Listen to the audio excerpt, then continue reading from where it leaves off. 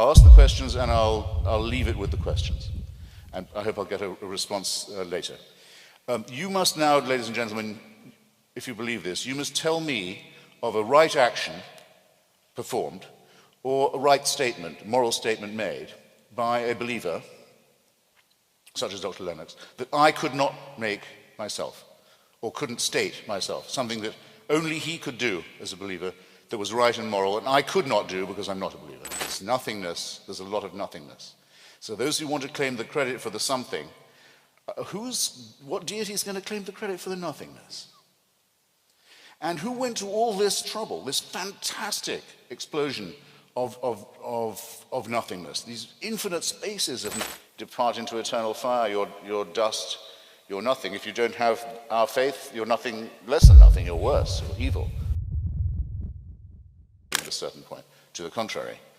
It's recently been discovered by a very brilliant physicist, Lawrence Krauss, that in fact the rate of expansion is increasing and quite rapidly.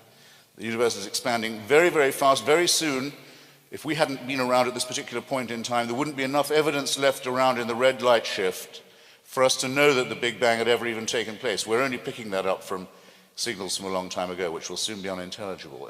I'm saying soon, using billions of years as an index of time, of course, light years, if you will. Not light years, they're distances, but you know what I mean. Distances and times that are rightly called astronomical. What does this mean?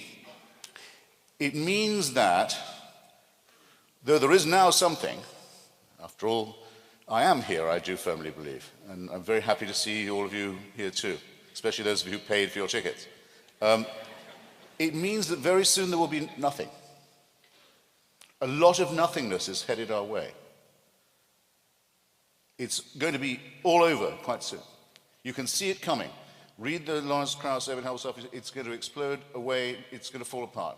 And if, that is, a couple of things don't happen sooner than that, we can already see the Andromeda galaxy in the night sky. You can actually see it some nights without really the aid of a telescope, headed directly on collision course for our own. We have an appointment, ladies and gentlemen, with the Andromeda galaxy. It's going to crash right into ours. There's something now. Enjoy it while you can. Nothing is coming. Whose design is that, may I inquire? Or perhaps before that, it's very possible that before any of this happens, we won't have to worry about it because our sun will simply swell up into a red dwarf, our oceans will boil, life on this planet will become extinct, and then the sun will collapse into itself and go the way that millions and millions and millions of other stars have. We can see them imploding and exploding and shooting themselves to death all over the sky as it is. Nothingness, there's a lot of nothingness. So those who want to claim the credit for the something, what deity is going to claim the credit for the nothingness? And who went to all this trouble, this fantastic explosion of nothingness, these infinite spaces of nothingness, and with the destiny of destruction written in every galaxy, in order to create this one privileged planet with this one very shivering, uncertain, vulnerable primate species on it that's only been here for 100,000 suffering years and has only been offered redemption for 2,000. Look first upon this picture and on that. Look at the absolute extraordinary scale that's proposed on the one hand and the absolutely, or not even microcosmic on the other. And I don't believe you can possibly take any claim of religion seriously here. Whatever is the explanation for this, people who say, well, since we don't know, we may as well say it's God, are simply drumming their fingers. They're wasting their time and they're trying to waste yours. Now,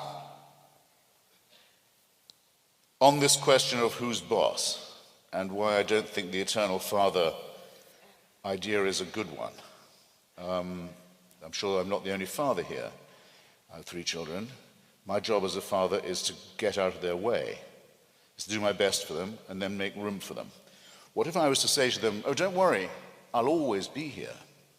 Not as in, I'll always be here for you, as in, I'm never going away. You'll never see the back of me. You'll never get to say goodbye, Daddy. No, no, I'll always be here. In fact, I'll be here long after you've died. In fact, I'm rather looking forward to that, because then I can sit in judgment on you. This is not even a benevolent form of despotism, is it? When you allow yourself to think about it. It's somewhat worse than I was saying before about the way that religion makes people first be terribly abject and then terribly solipsistic and arrogant and conceited. If it were true that all these things are attributable to an eternal Father who is unknowable except by those who claim, as Dr. Lennox does, sources of information denied to me and many other people, what would it mean at the minimum? It would mean we were living under an unalterable, unchallengeable dictatorship, which might or might not be benign. We've no assurance it would be benign. In my view, benign dictatorships are the worst, but that's another story. It would mean we were subjected to everlasting, round-the-clock surveillance, waking and sleeping. We would never have a private moment. Everything we did and thought would be known and supervised and invigilated and either rewarded or punished. Even Big Brother in George Orwell's 1984 couldn't be absolutely sure what all his subjects were thinking, but there was the crime of thought crime. You could be charged with it under the divine dispensation, no problem.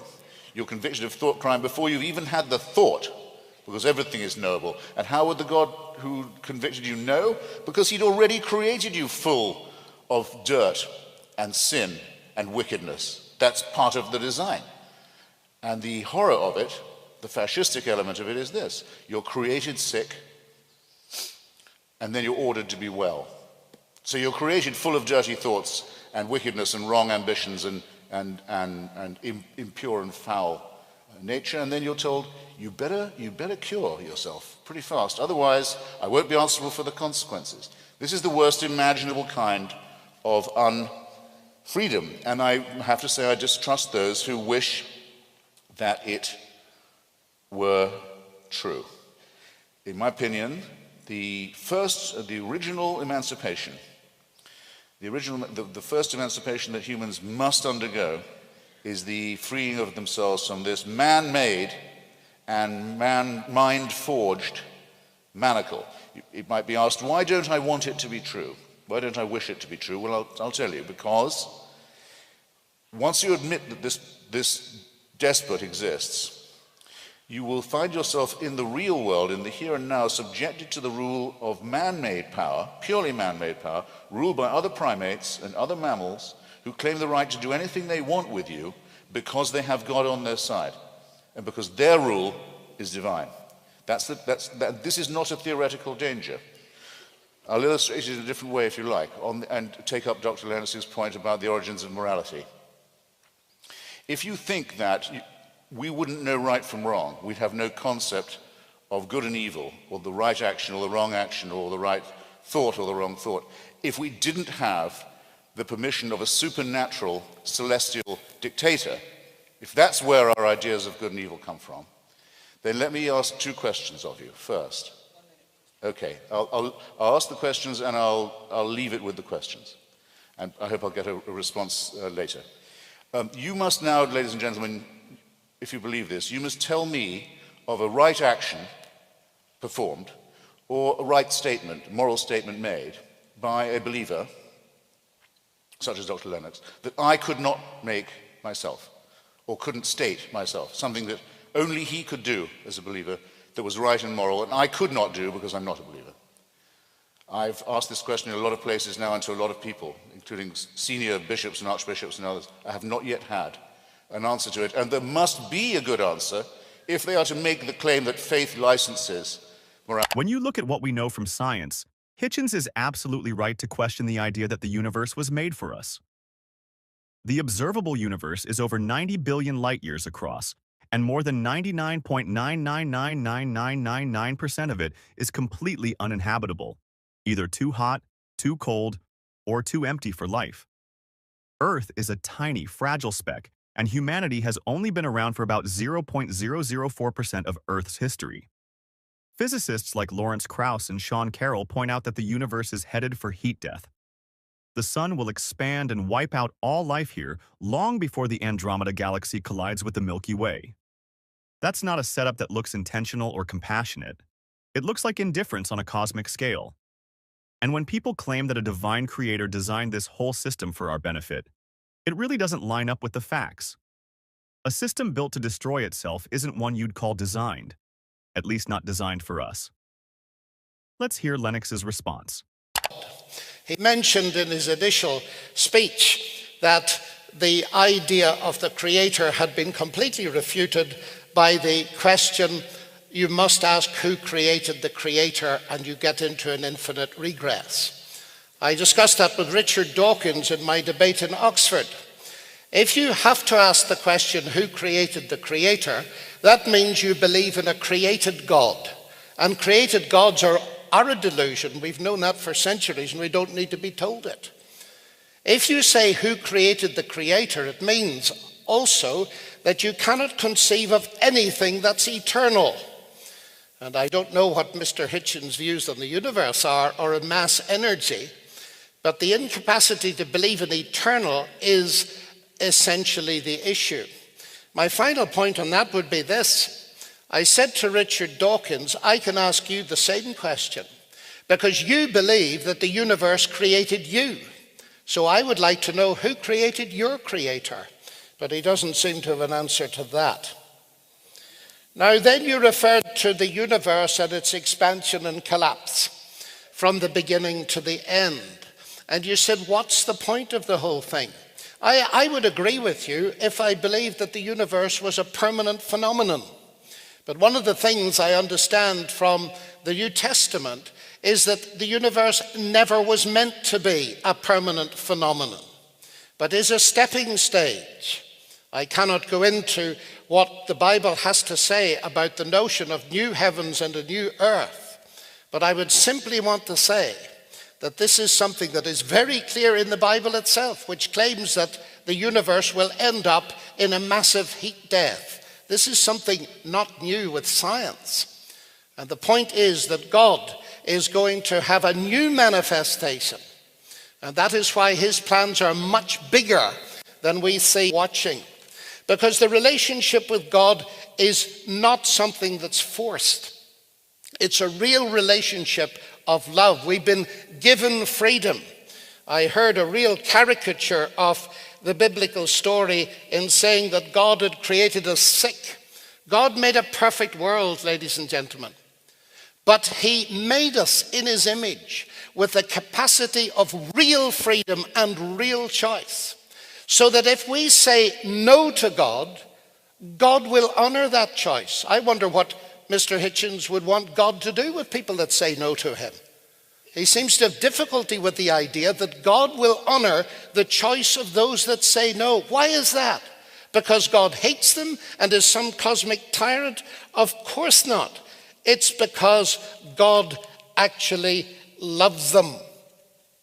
Now, these things are sometimes hard to grasp because there are so many distortions of God around in the world. And that's why, again and again, I come back to look at the person of Christ who reveals God to me, to look at his love and his friendship and his care. And if I ask myself the question, would I like to be in the company of that person permanently? My answer is a resounding yes. I can think of nothing more liberating and nothing more utterly magnificent that expresses the greatness of God. Now, we heard a challenge from Mr. Hitchens that he throws out all over the place. Can we think of a right action that can be made only by a Christian and not by an atheist? It's actually a very subtly interesting question to me, because there are certain presuppositions behind it that I'd like to briefly deal with in closing. One is this. From where I sit, ladies and gentlemen, whether a person is an atheist or a Christian or anything else, they are made in the image of God, and therefore they are moral beings. Therefore they're capable of seeing good and doing good. And sometimes my atheist friends could put me to shame. So there is that basic moral compass, which makes Mr. Hitchens' question a little bit beside the point. But if I were going to answer his question directly, I'm not convinced that William Wilberforce would have liberated slavery as he did if his motivation had been atheism. Because I noticed that Wilberforce liberated slaves only to have slavery reintroduced by Nazi Germany and communism in the 20th century. There is no guarantee, ladies and gentlemen, that the abolition of God will mean the abolition of the captivity of man. But my final answer to his question is this: can I name a good action that no atheist could do? Yes, I can. I can name one that no person of whatever worldview could do, and that is to give his life for the sins of the world. It is that characterized Jesus Christ as the one who was God, and that is unparalleled in its majesty and in its confirmation that God is truly great. Lennox tries to dodge Hitchens' challenge by redefining God as eternal, but that's not an answer, it's a label. Saying God is eternal doesn't explain how that works. It just pushes the mystery back a step. Philosophers and cosmologists have pointed out that invoking an uncreated being to explain existence doesn't solve the problem. It removes it from investigation. It's not an explanation, it's a conversation stopper. He also claims the universe was never meant to be permanent, yet bases that on religious texts, not evidence. But modern cosmology doesn't support a designed, purposeful universe. The heat death, the vast lifelessness of space, and the destructive forces built into stars and galaxies point to a system that unfolds by natural laws, not divine plans. And when Lennox talks about morality, he avoids Hitchens' real point: that morality exists outside of religion. Saying Christians can be moral isn't the argument. Hitchens is asking for a moral act only a believer could do. Lennox doesn't answer that. Instead, he appeals to Jesus' sacrifice, something based on belief, not a universally provable or replicable moral action. So the question remains: can religion claim moral authority if it can't offer anything unique or exclusive? Let's hear one more time how Hitchens responds to that, and what he has to say about Lennox's attempt to defend it. There is, whether you are a materialist or a supernaturalist, no particular reason to say that human life has any enormous innate value. After all, religion disposes of people in heaps and mounds and says, go out, we depart into eternal fire, you're dust, you're nothing. If you don't have our faith, you're nothing less than nothing, you're worse, you're evil, wicked, so forth. So it's not as if by assuming a God, you suddenly find that life is all worthwhile after all. If it was that simple, we wouldn't have to be having this discussion. I think this, essentially, I ask myself, why do I care? Why do I care not just about myself and my children, but why do I think I often care in general? Well, if I didn't, I wouldn't belong to a species that would have got this far. It may sound a platitudinous answer, but I think there's some force to it. If we didn't have human solidarity, if we didn't realize that we are brothers and sisters one with another, that we have responsibilities, duties to one another, that these are not merely reciprocal in evolutionary terms, in other words, you be nice to me, I'll look out for you, but that they can involve real ties, real bonds of affection, friendship, even love. If we didn't know that we were able to think like that, and we exempt quite a large minority of humans who are born without this, the sociopaths and psychopaths, who I suppose we have to concede are also made in God's image, if you accept that tautology, it leaves nothing really unexplained. That would tell us why we had warm feelings for one another, and also explain why we were here instead of having joined the species that went, all the other ones that went out of business, under the same divine supervision, I might add, including humanoid species like the Cro-Magnons and the Neanderthals, who it's quite clear buried each other. What Hitchens says about morality is backed by real research. Studies in evolutionary biology and neuroscience show that moral behavior, like empathy, cooperation, and fairness, existed long before organized religion. Frans de Waal documented this in primates. Chimpanzees comfort the distressed, reconcile after fights, and even share food. These traits evolved because they helped social species survive. Genetic studies have shown that oxytocin, often called the bonding hormone, plays a key role in human empathy and trust. This isn't theology, it's chemistry. We care about each other because we're wired to. Without this, we wouldn't have built families, societies, or civilization. And he's right that religion often divides. history shows mass violence justified by faith. The Crusades, the Inquisition, ISIS, and even colonial genocide, all done in God's name. So belief doesn't guarantee morality.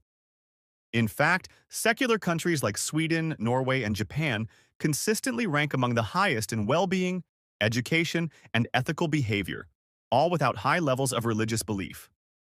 So Hitchens' claim is clear. Morality isn't granted by a god. It's part of our nature, shaped by evolution and society. Let's think about that. Do we really need religion to be good? Or have we been moral all along? You made a statement a couple of months ago that I found very interesting. And I don't claim to understand it, and I'm not trying to put you on the spot with it. You said that you were a cultural Christian. Okay, and so that raised a number of questions in my mind. And the first question was, You are changing the subject. No, I'm not. No, I don't think so. Okay. I may be leaping outside of the topic a bit to get back to it. We can do cultural Christianity, but I think, because I have a list of questions that you wanted to ask, and that is one of them. But I think Professor Dawkins did ask you... You were referring to the predictive power and to the utility of the stories. Yeah. Okay, so that's actually what I was trying to zero in on. Go ahead. Okay, so that was the point. Well, it seemed to me that your proclamation that you were a cultural Christian was a recognition and a statement that you had found something in the culture that had been derived from Christianity that you had an affinity with, and that there's some reason for that. And one of the things I wanted to ask you is, well, what do you think that Christianity got right that allows you to make a statement like that? I mean, I know that there's differences perhaps in what we both think about the ultimate veracity of the biblical stories. Maybe there isn't differences. Like, it would take a lot of conversation to figure this out. But what did you mean by that? Like, what do you think that Christianity got right that would enable you to make a statement like that? Virtually nothing. I meant by that no more than that I'm brought up in a Christian culture. I went to Christian schools. I therefore know my way around the Bible. I know my way around the Book of Common Prayer. I know the hymns. That's all. I don't value Christianity as a truth system at all. Okay, so let me ask you about that, because maybe that's true and perhaps it's not. So the first question is, like, do you think that there are any marked differences between cultural traditions that would enable you to rank order them in terms of their ethical validity? Yes, I do. Okay, so for example, we could contrast mainstream UK Christianity with Islamic fundamentalism. Yes. Okay, so there's a hierarchy. There is a hierarchy. Okay, a hierarchy that points to what? Well, in the case of Islam, I dislike any religion which punishes apostasy with death, that throws gay people off high buildings, that practices clitoridectomy. That seems to me to place Islam on a lower level than Christianity, but that's not to say anything very positive about Christianity. Well, it might be to say something positive about Christianity. Like, I think that question is open, because you might ask yourself, what did Christianity get right that led it away from those particular presumptions and towards something that you regard as more ethically appropriate? Like, this isn't a trivial question. It's a very modest claim. There's not very much. I mean, to be better than a religion that throws gay people off high buildings is not really a very virtuous achievement. I don't know. I don't know if that's true, because if you look at the barbarism that characterizes the human past, you might think that any progression whatsoever towards something approximating mercy and tolerance is nothing short of a bloody miracle. Well, like, people are pretty ruthless, and so are our chimpanzee cousins. Yes, they are. Right. So, yes. So we move forward into the light with great difficulty. Yes, and the fact that we can take that for granted now, and that it seems self-evident and deserving of faint praise, it's not so clear to me that that's a reasonable proposition. Okay, let's grant the faint praise, but that has nothing to do with the truth value, and what I care about is the truth value. I see no truth value in the claims of Christianity, the virgin birth, the resurrection, the miracles. Do you believe in any of those? Do you believe Jesus was born a virgin? as I said before, there are elements of the text that I don't feel qualified to comment on. My experience has been that the more, I know from a metaphorical perspective and from a mythic perspective what the story of the virgin birth means, and I accept that. I know, for example, that any culture that doesn't hold the image of the woman and infant sacred dies. And I don't know how that needs to be expressed in a form. True, though? Do you mean that you don't know? Well, Dawkins is making an evidence-based argument. Christianity as a belief system doesn't hold up to scrutiny. There's no empirical evidence for the virgin birth, resurrection, or miracles. None of these claims meet the standards of historical verification. For example, Bart Ehrman, a respected New Testament scholar, points out that the Gospels were written decades after Jesus' death by anonymous authors, full of contradictions and theological bias. That's not reliable evidence, it's religious tradition. When Peterson talks about holding the mother and child sacred, he shifts to metaphor. But metaphors don't prove anything. They might feel meaningful, but they're not evidence for a god, a virgin birth, or divinity. Dawkins stays focused on truth. Peterson avoids the question entirely. When Dawkins is asked something, he gives a clear answer. When Peterson is asked, he deflects. That's why Dawkins calls it out. Maybe Peterson doesn't actually believe these things and doesn't want to admit it. And the idea that Christianity led us toward mercy and tolerance? History doesn't support that. The Inquisition, witch trials, slavery justified by Scripture, and opposition to women's rights and science all came from dominant Christian cultures. Progress came in spite of religion, not because of it. Led by secular thinkers like Voltaire, Thomas Paine, Bertrand Russell, and modern human rights advocates. Dawkins is right to say, cultural familiarity doesn't mean truth, and religious comfort doesn't equal evidence. Let's continue watching. Let me ask you about that, because truth, this is something I talked with Sam Harris about too. Truth, as we know, is a tricky business. Do you think there are differences in the truth claims between different writers of fiction? Like, is Dostoevsky more profound than... No, well, I wouldn't call fiction truth claims anyway. I mean, these are... Then on what grounds do we rank order the fiction in terms of quality? Like, Dostoevsky is a profound purveyor of fiction on the philosophical front, unbelievably deep and profound. Yes, There's something true about what he's writing about. It's nothing to do with the truth that science is concerned with.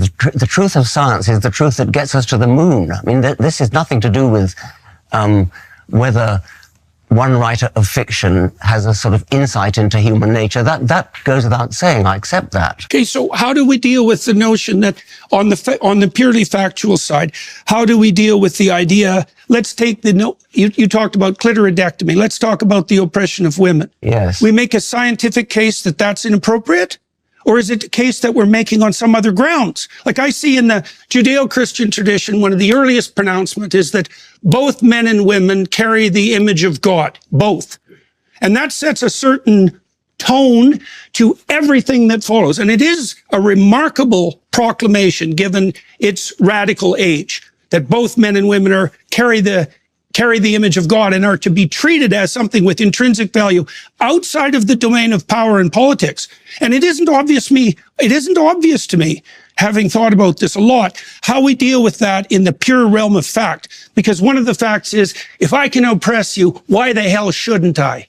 Yeah, my job is to keep things on track here. I think there are a number of questions which Professor Dawkins has asked quite directly that we still haven't really heard an answer for. Okay. And Professor Dawkins asking about the virgin birth. You started talking about metaphor, you started talking about myth. I think anybody listening to this conversation will understand that maybe a society that doesn't believe in the virgin birth won't work. Maybe that's the predictive power that you're talking about. But I think you must understand that when Professor Dawkins is asking you, do you believe that Jesus was born of a virgin? He means something like a biological fact. And by the way, saying I don't know, or saying, I'm not qualified to comment, is an answer to that question, but is that your answer, that you don't know? I said earlier, and I would hold to this, is that there are elements of the text that I don't know that I'm incapable of fully accounting for. I can't account for what the fundamental reality and significance of the notion of the resurrection is. My knowledge just ends. Sure, but I know that whatever happened whatever happened as a consequence of the origination and the promotion of the Christian story was powerful enough to bring Rome to its knees and demolish the pagan enterprise. So there's some power in that story that's remarkable. Let's stick to the virgin birth. Yes. Yeah. And, well, the virgin birth results from a mistranslation of Isaiah. You know that. Like these sorts of questions, what would you say? They don't strike me as, they're not getting to the point. I know the that. I story know has you a think purpose. that. Yes. Well, and look, I understand that there's perfect reasons to debate this. I know that, and I know that your question is more than valid, but it's beside the issue as far as I'm concerned, and it's partly because, well, when we started this conversation, I said, for example, that it appears to be the case that a description of the structure through which we see the world is a story. We see the world through a story. And so that's a remarkable thing. That's a remarkable discovery, and it's emerged probably in the last 60 years in multiple disciplines, because we have to prioritize our facts. And so we prioritize them according to a particular pattern. And there are patterns that seem to work and to propagate themselves properly and to orient cultures towards life abundant. And there are other patterns, the pattern of Cain, for example, that lead to absolute bloody devastation. And I don't know exactly how to construe that sort of truth. But we talked about the oppression of women, for example. It's like, how do you make a case on purely factual grounds that women should be treated as equals? It's a moral question, and I know that's exactly. And I was dealing with a factual question, which is, did Jesus have a father? And you won't answer it. Well, Jesus had a kind of question. Father and a heavenly father, like almost all mythological heroes. So he wasn't born of a virgin then. So you're saying that Jesus was not born of a virgin? I said, first of all, that I don't know how to mediate the fact-value dichotomy in that case. I said the same thing about the resurrection. It's not a value. It's a simple fact. I mean, did a man have intercourse with Mary and produce Jesus? That's a factual question. Dawkins asked a simple question. Was Jesus born of a virgin? Peterson danced around it for minutes without answering. That's exactly the problem Dawkins is pointing out. If the core claims of Christianity can't be answered as facts, they collapse under basic scrutiny. The virgin birth isn't just unverified, it's based on a mistranslation. The original Hebrew word in Isaiah 7:14 is alma, which means young woman, not virgin. The Greek Septuagint mistranslated it as parthenos, meaning virgin, and that error made its way into the Gospels. Scholars like Bart Ehrman and Geza Vermes confirm this. It's not controversial, it's academic consensus. Peterson tries to say these stories are powerful because they moved culture, but power doesn't prove truth. Islam, communism, and Nazi ideology also moved millions. That doesn't make them true. He also claims Christianity elevated women. But the Bible repeatedly treats women as property. Exodus 21, Deuteronomy 22, and even Paul's letters instruct women to submit. The real progress for women came through secular law, civil rights movements, and feminist philosophy, not scripture. And when Dawkins asks again, did Jesus have a human father? Peterson still won't say. That's why Dawkins is right. If the answers don't hold up when plainly asked, then the claims don't deserve to be treated as truth. Let's keep watching. It's not a value question. You must understand what you're being asked here, that even if you think that, say, the author of the biblical texts intended much more significance than a simple scientific analysis of events, Professor Dawkins is interested in scientific truth. That's the kind of truth that he's interested in. And even if you think it's irrelevant to the point of what the gospel authors were getting at, that first needs to be clarified before you can then begin actually uncovering what the stories are about. So I think Professor Dawkins is asking from a scientific perspective, and maybe you think that scientific approach is wrong, but if you just take it for a moment, maybe this is how we find out that it is wrong. Let's take a scientific approach, ask the question, did this occur? I think that it's inappropriate to use a question like that to attempt to undermine the validity of the entire, what would you say, deep mythological enterprise. Well, suppose we weren't doing that. Suppose we were asking out of interest. Suppose that we were all here devout Christians, maybe even Jungian Christians, and we thought, this is interesting, over dinner. Do you think it really happened, like scientifically? Would your answer just be, I don't know? Yes. And you wouldn't consider it, I mean, it's not an inappropriate question to ask, just on a point of interest. Right. Did this really occur? And I think so often people are asking you that, and especially given the context of this conversation, we've heard everything that you're saying about metaphor and myth, but because the question is still then being asked, did it really happen?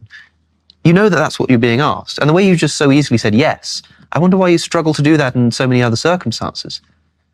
I think because I don't look at the situation the same. The way that Dr. Dawkins and I look at the situation are really quite different, and at many, many, many levels. You know, so even on the meme question, for example, you know, like, I know the literature on the history of religious ideas. I see how these ideas have battled across millennia in a manner that is very reminiscent to me of the same sort of claim that Dr. Dawkins is putting forward with regards to meme. I know that literature. Dr. Dawkins doesn't know that literature. And it's very difficult for me to communicate from within the confines of that literature because it's extensive and deep. And we're dealing with things that we don't understand the relationship between metaphoric truth and value predicated truth and factual truth. We don't understand that. It's a big problem. There's no evidence whatsoever from the scientific perspective that we can orient ourselves in the world merely in consequence of the facts. Sure. And that's a fact. And it's a fact that's been detailed out in great detail in the last 60 years by people from a variety of different disciplines. We have to prioritize the facts. That's a value hierarchy. There may be true and false ways of prioritizing facts, but you can't determine the truth or falsehood of the way that you prioritize facts by making reference to the facts. That's a big problem. Okay, let's talk about that as perhaps a slight detour here, because I think we do need to come back to this Christ resurrection thing. But Professor Dawkins, would you say that underlying the scientific enterprise is a fundamentally unscientific assumption? You can make scientific investigations in the world, but in order to do so, you need to choose what to prioritize. You need to choose what to investigate. You also need to value the truth. You need to have a value and a motivation for doing it in the first place. Those kinds of things cannot themselves be scientifically justified. And so does the scientific enterprise have an unscientific assumption of space? I suppose it does. I mean, I think that maybe just be Jordan and Richard, by the way. I think that Jordan prioritizes myth and I prioritize fact. And I think myth is kind of vaguely interesting, but it's not the be-all and end-all of my life. I think it's somewhat secondary to scientific fact, the sort of facts that tell us how old the universe is, how old the world is, the history of life, the engineering achievements of landing a spacecraft on a comet. These are the things that science can do. And as I said, the predictions of quantum theory, to come back to that, the predictions of quantum theory, which are verified to a sufficient number of decimal places that it's equivalent to predicting the width of North America to 1 hair's breadth.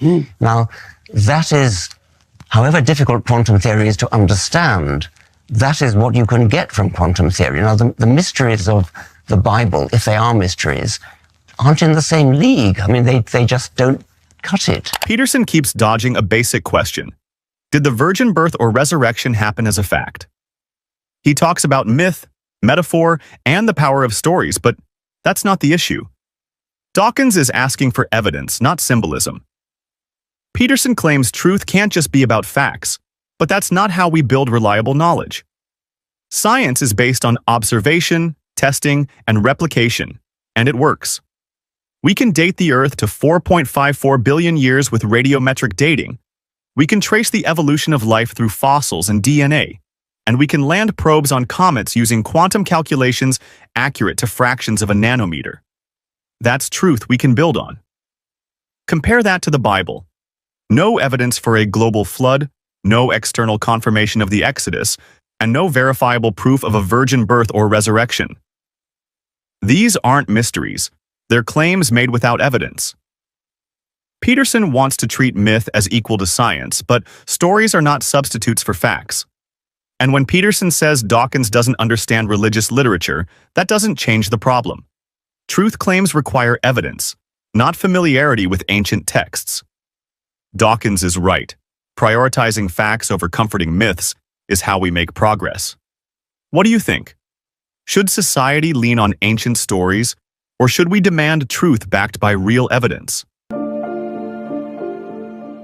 Is it nonetheless possible for an atheist to say, a proclaimed atheist to say, as I do, proclaim myself to be, that God positively can be said not to exist? No. It's a very common misunderstanding about my fraternity sorority. I'll just take a moment to clear it up. The atheist says no persuasive argument for the existence of God has ever been advanced or adduced without convincing rebuttal. That no argument in favor stands or has been found to stand the test of argument and evidence. We cannot say that we know that there could be no such entity. Among other things, we are too reverent of the extraordinary time of discovery, innovation, pushing back of the frontiers of knowledge and understanding that's taken place just in our own time to make any such remark. But by saying this, we say, I think, quite a lot. There is no valid or coherent or consistent argument that would not work, if it comes to that, for the existence of any God. Now, I notice it was by a slight work of elision, a bit of tap dancing there, that Dr. Turek went from being a deist to a theist, and then from being a theist to a Christian. Now, I know he does not believe in the existence of the sun god Ra. I'm practically certain he doesn't believe in the existence of Zeus. If you'll pick up a copy of my Portable Atheist, a selection of the finest writings by non-believers down the years, and just turn to the 3 pages where Mencken, H.L. Mencken, lists the easiest to name 3,000 gods that used to be worshipped and that no longer are held to exist by anybody, you'll spare me the trouble of reading them out. No, he thinks he doesn't just know, Dr. Turek, that there is a God, he knows which one is the right one. From a potentially infinite list, actually from a list that's as long as the number of people there are or have ever been in the human species, because if you ever argue with a theist or a deist, as I do every day, you'll find they all believe in a God of their very own. Indeed, they often say a personal God.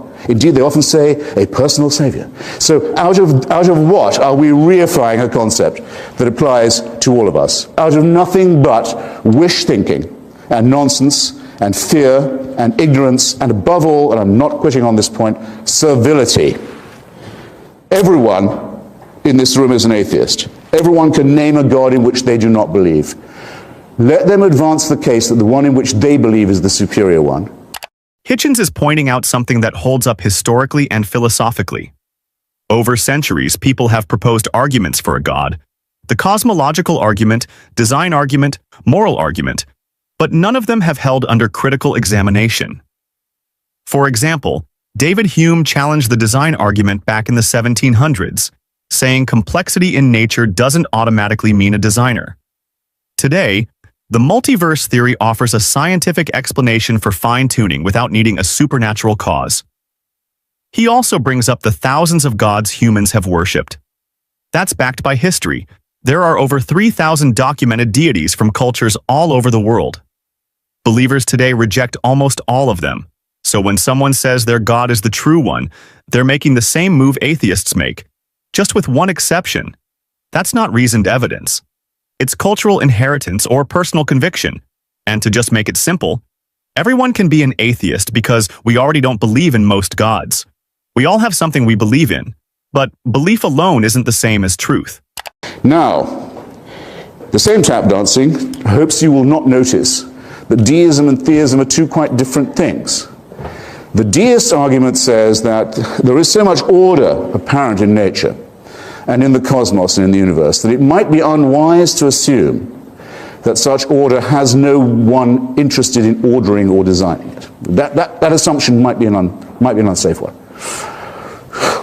The philosopher Paley, in his Natural Theology, said design implies a designer. He came up with the very famous image of the watch.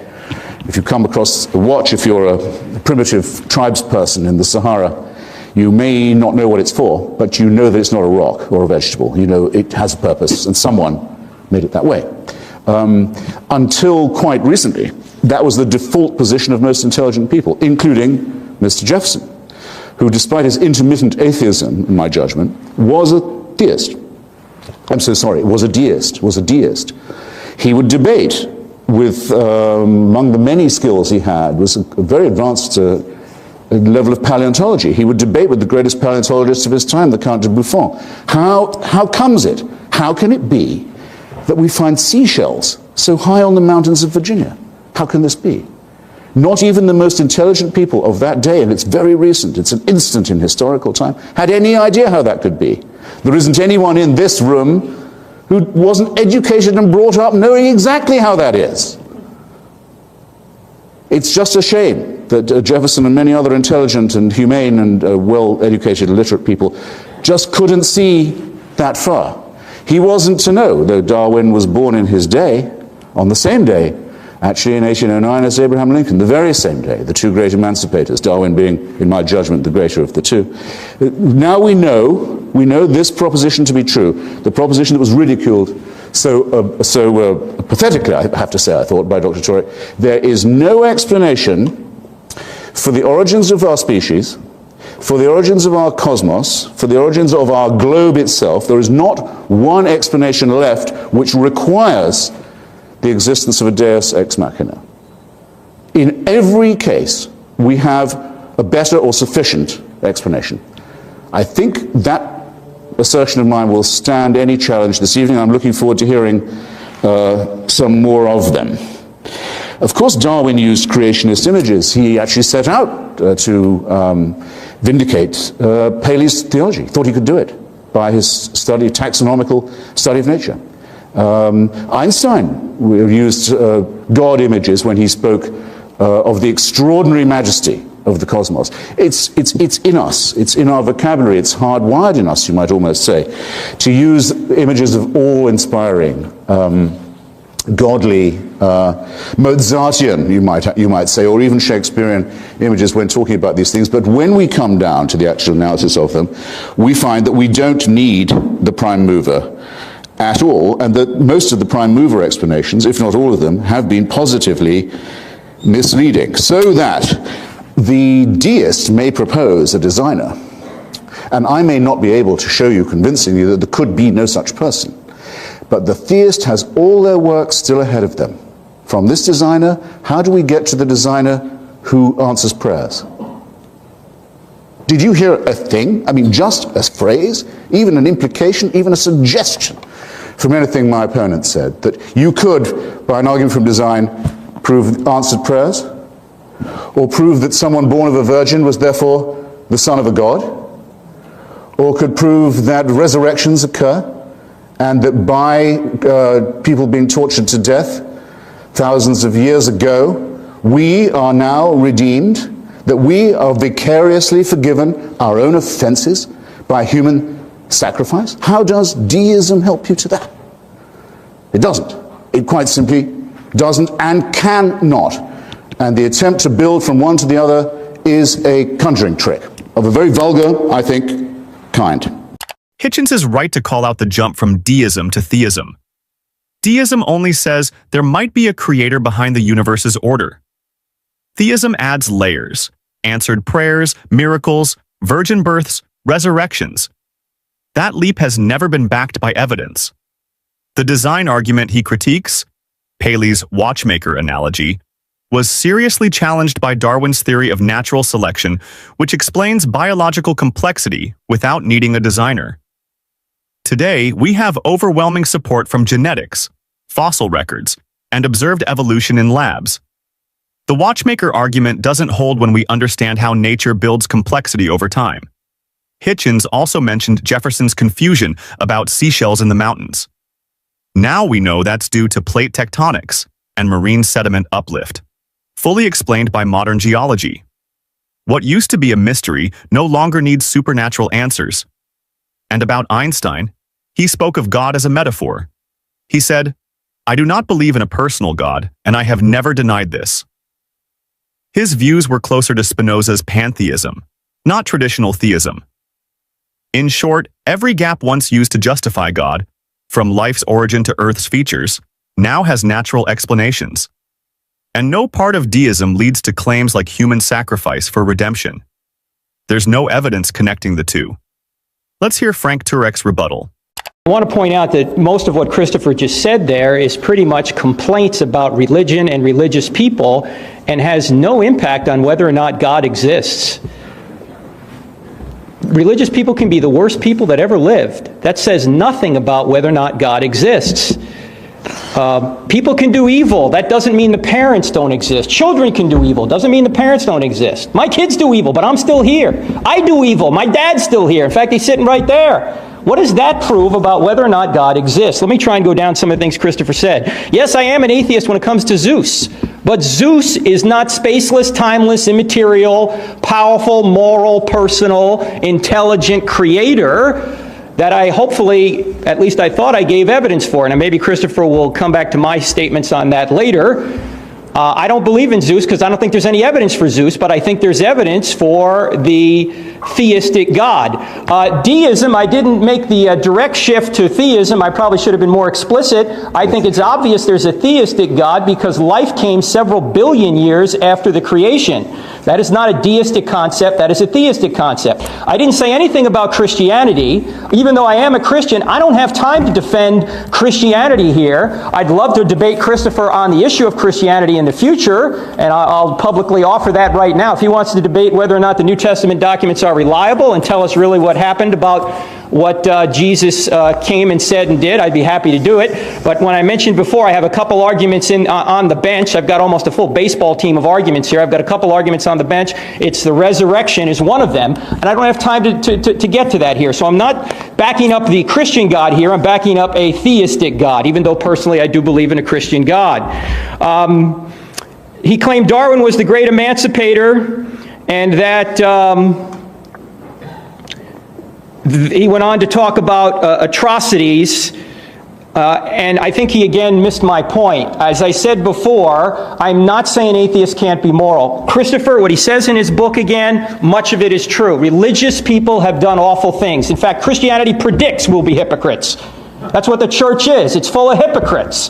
Whenever somebody says, I don't want to go to church, there's too many hypocrites down there, I always say, come on down, pal, we got room for one more. That's what the church is. We're all fallen, we're all sinners, that's why we need a Savior, because we can't do it. And Christopher said, well, how can you command somebody to be well when they have no capacity to be well?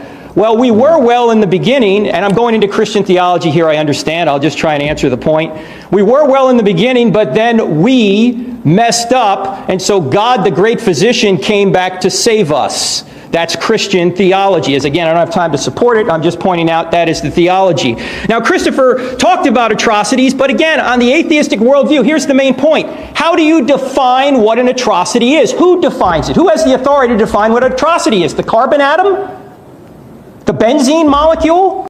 Turek claims Hitchens is just complaining about religion. That's not true. Hitchens is pointing out that religious claims like prayer, miracles, virgin births have no evidence. That's a valid challenge, not a complaint. Turek says his God is different from Zeus because it's spaceless and timeless. Those are just descriptions. There's no testable evidence for any of that. You can describe a unicorn as invisible and eternal. It doesn't make it real. He argues life began billions of years after the Big Bang, and that proves a theistic God. That's just a timeline. Astrophysics explains it naturally. No God needed.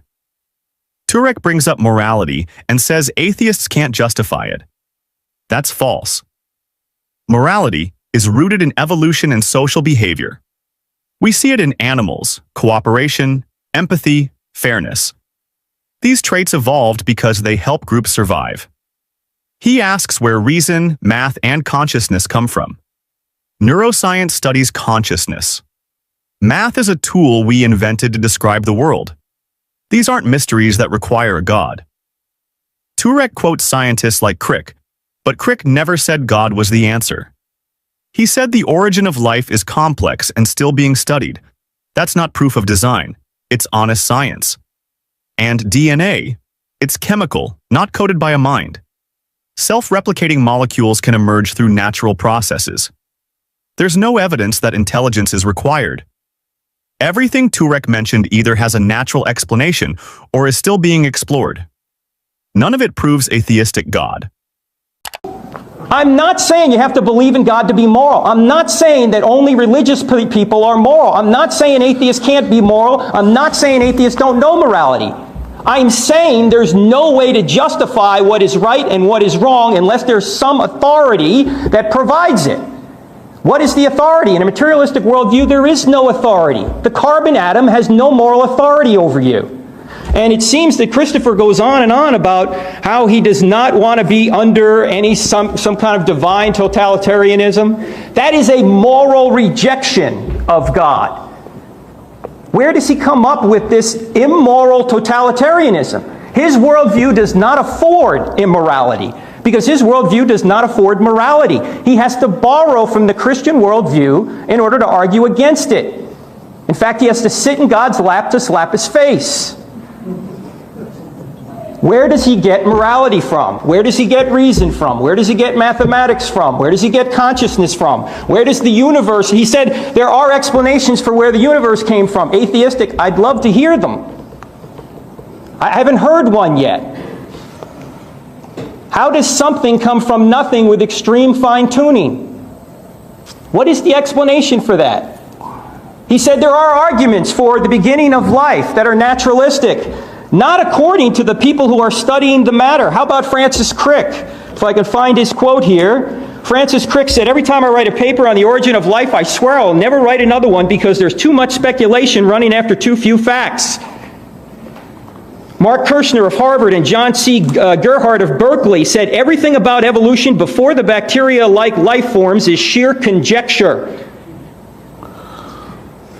Biochemist Klaus Doss admits that after more than 30 years of research into the origin of life has led to, quote, "a better perception of the immensity of the problem of the origin of life on Earth rather than its solution. At present, all discussions on the principal theories and experiments in the field either end in stalemate or in a confession of ignorance." Now, I'm not saying that this is a default position, that it must be God. I'm not saying that I just lack a natural explanation for the origin of life. I'm saying that specified complexity, information, the DNA structure that we all have is evidence for an intelligent being. Because information only comes from minds. The laws of ink and paper did not create, God is not great. There was a mind behind it that brought it into existence. And there's a mind behind DNA. What is the atheistic explanation for DNA? What is the atheistic explanation for information? What is the atheistic explanation for all of these 9 things I mentioned? How much time do I have? I have none. Survey said, sit down. Yes, sir. Thank you.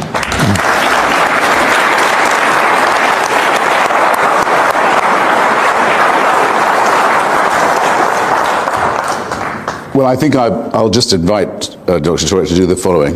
Make available to us on a sheet of paper, which I'm sure he has, the thesaurus of quotations that he's found from this and that scientist and physicist and natural scientist and so forth. And you will find, when you read them, when you look at them, I was writing them down as you went through them, all of these are statements of uncertainty. All of them. They're statements of all we know is how little we know. That's been for many years my definition of an educated person. Someone who knows enough to know how ignorant they are. It actually is the only, it's not my own original definition, it comes from the Greek, but it's the only definition that works. And no one working, toiling in the field of science could possibly say anything less or more of themselves, especially at a time like this. But there you have it right away. The theistic and the deistic explanation has to be based on a certainty that there is a supervising and, if you want to be a theist, a caring and intervening creator who manages these matters. And there hasn't been a single sentence. So who made the stronger case, Hitchens or Turek? Let us know in the comments.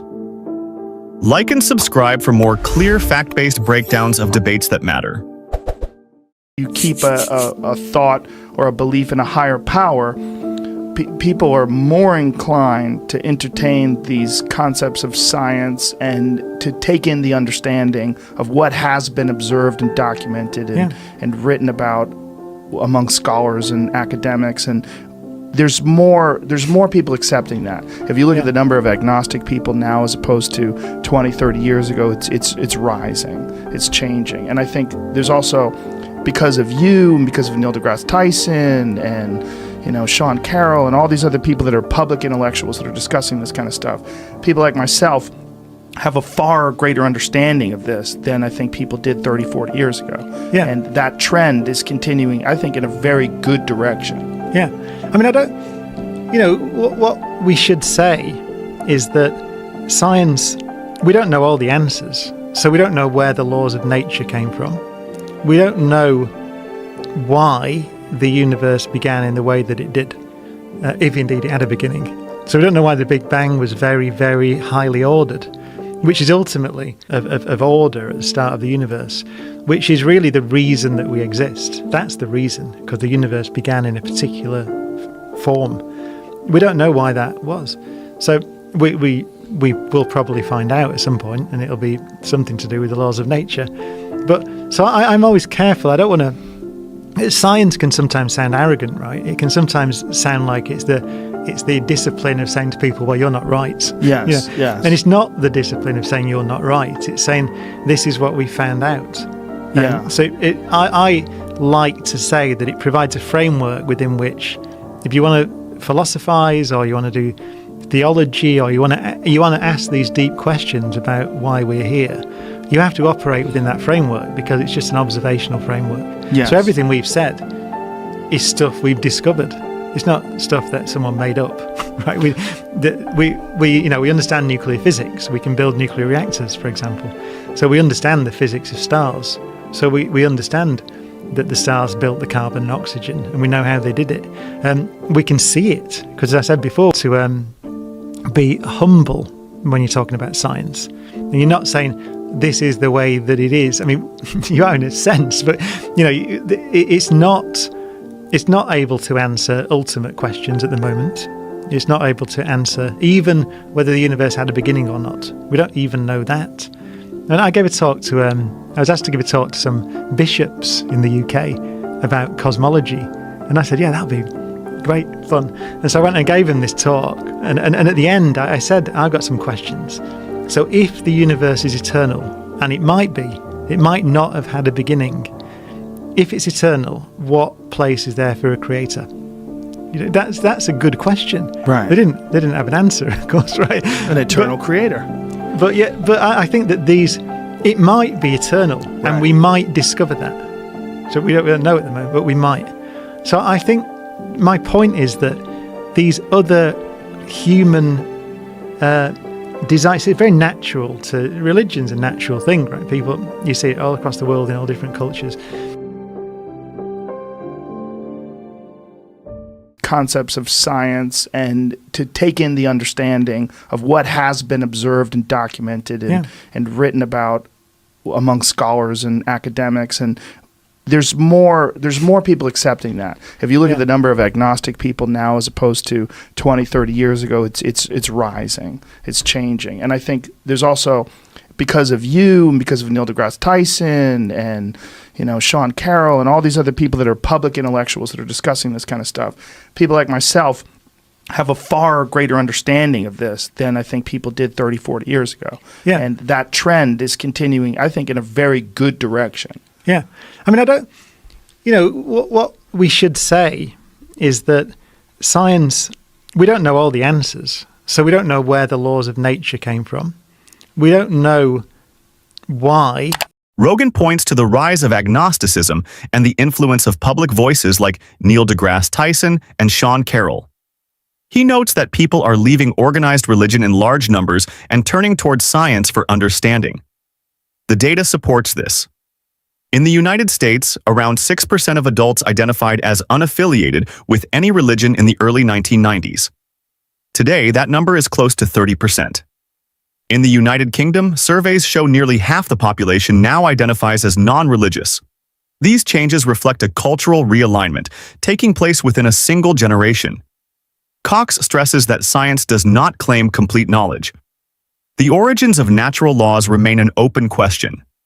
The early order of the universe is still under study. Researchers are exploring models of a cyclic universe, investigating entropy, and analyzing cosmic background radiation. The evidence gathered is concrete. Satellites such as WMAP and Planck have measured the universe's age at 13.8 billion years. Observations of stellar processes confirm how carbon and oxygen, the elements required for life, were created inside stars. Rogan and Cox bring these realities forward. Knowledge advances by examining what can be observed and measured. That's the reason, because the universe began in a particular form. We don't know why that was. So we will probably find out at some point, and it'll be something to do with the laws of nature. But so I'm always careful. I don't want to. Science can sometimes sound arrogant, right? It can sometimes sound like it's the discipline of saying to people, "Well, you're not right." Yes, yes. And it's not the discipline of saying you're not right. It's saying this is what we found out. Yeah. So I like to say that it provides a framework within which, if you want to philosophize or you want to do theology or you want to ask these deep questions about why we're here, you have to operate within that framework because it's just an observational framework. Yes. So everything we've said is stuff we've discovered. It's not stuff that someone made up, right? We understand nuclear physics. We can build nuclear reactors, for example. So we understand the physics of stars. So we understand that the stars built the carbon and oxygen, and we know how they did it. Cox makes it clear that science does not claim to know everything about the origins of the universe. What it does provide is a record written into the cosmos itself. The age of the universe is established through redshift data and the cosmic microwave background, measured across decades by missions such as COBE, WMAP, and Planck. That faint background radiation is the imprint of the Big Bang, the earliest light still visible today, and it allows us to reconstruct events billions of years back with precision. Rogan presses on whether this reconstruction is possible. Cox explains that by 380,000 years after the Big Bang, atoms had formed. In time, stars ignited, fusing hydrogen into helium, then into carbon and oxygen, the elements necessary for life. This account is not speculation. Particle accelerators replicate the nuclear fusion that takes place inside stars, and astronomical observations confirm it through the spectra of starlight. On this basis, the eventual life cycle of our sun can be projected billions of years into the future. Rogan remarks that science often comes across as arrogant, as if its goal is to dismiss people. Cox responds that the aim is not to correct individuals, but to present discoveries. He describes science as a framework that defines what can be measured, tested, and repeated. Within that framework, people can raise philosophical or theological questions, but the framework itself is anchored in what has been observed and verified. Each point carries practical force. Nuclear physics powers reactors. Relativity keeps GPS satellites aligned to within meters, preventing errors that would stretch across miles. Astronomy tracks the origins of the very atoms that make up blood and bone. These findings are not abstractions. They are knowledge applied, tested, and confirmed repeatedly in the natural world. The exchange between Rogan and Cox maintains an easy rhythm, yet beneath it lies a serious reminder. Knowledge matters only when it can be demonstrated and reproduced. That foundation does not erase mystery. It strengthens progress by ensuring that every step forward rests on something solid. Rogan observes that the ability to chart the birth and death of stars shows a framework with unmatched reliability. A framework that can predict eclipses centuries ahead, explain the structure of DNA, and detect gravitational waves from colliding black holes has proven its capacity. Cox lets the thought linger. The universe is not silent. It carries its record in light, in radiation, and in matter forged in ancient stars. The task is not to invent stories about it, but to pay attention to what it reveals. The question remains for anyone listening. If the evidence is already written into the fabric of reality, what excuse is left for ignoring it? I'm not saying this is the way that it is. I mean, you are in a sense, but it's not able to answer ultimate questions at the moment. It's not able to answer even whether the universe had a beginning or not. We don't even know that. And I gave a talk to, I was asked to give a talk to some bishops in the UK about cosmology. And I said, yeah, that'll be great fun. And so I went and gave him this talk. And at the end, I said, I've got some questions. So if the universe is eternal, and it might be, it might not have had a beginning. If it's eternal, what place is there for a creator? That's a good question. Right. They didn't have an answer, of course, right? An eternal creator. But I think that it might be eternal, and we might discover that. So we don't know at the moment, but we might. So I think my point is that these other human desires, it's very natural religion's a natural thing, right? People, you see it all across the world in all different cultures. But I think that in the 21st century, religion needs to operate within that framework. If it's going to operate, there are still great mysteries, and it is appropriate to think about what it means to be human, and I've given you my view of what it means. Brian makes a point that goes straight to the heart of religious authority. Science has not established whether the universe had a beginning or has always existed. Invoking a creator does not explain either possibility. If the universe began, the question of origins remains. If the universe is eternal, the concept of a creator has no grounding at all. Joe adds historical depth. Long before Christianity, thinkers wrestled with these questions. Aristotle described a cosmos without beginning or end. Lucretius spoke of atoms moving endlessly through the void. These were attempts to understand the world through reason and observation. Later, Genesis was enforced as the final word, not because it solved the mystery, but because it gave authority to those who claimed to speak for God. Brian recalls presenting this issue to bishops in the UK. When asked what role a creator could have in an eternal universe, they had no reply. Physics has uncovered nuclear fusion in stars, the formation of elements, and cosmic background radiation. Each discovery builds a picture of natural processes shaping reality without intervention and without appeals to unseen forces. Joe points out that every culture created origin stories. Babylonian, Greek, and Norse traditions each imagined beginnings in mythic form. These narratives shaped identity and power, but did not uncover how the universe works. Observation and evidence now do that work with growing precision. Brian emphasizes that the absence of a cosmic author shifts responsibility. Meaning is not given from beyond. It is shaped within human experience, through history, knowledge, and discovery. Joe leaves a question that lingers. If the universe operates without a creator, what remains of the authority built on claiming to know its source? Where do you stand on this?